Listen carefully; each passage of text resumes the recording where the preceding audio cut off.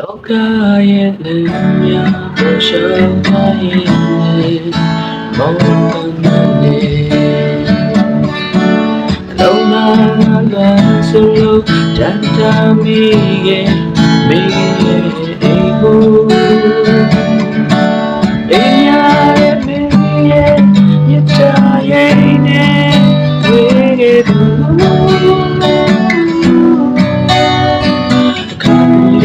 ပြန်လာတွေ့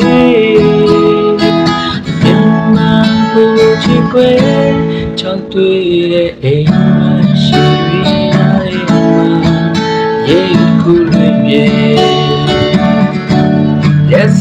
တဲ့နေအများတိုက်ခိုက်ကြလို့အားနေနေဆိုတင်ချ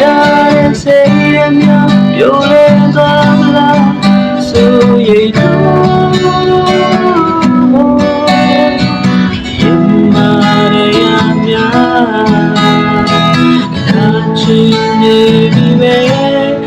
ပြန်ချင်တဲ့အိမ်ကြလို့မေးအိမ်ပြန်ချင်တဲ့တွေ့လို့ဝေး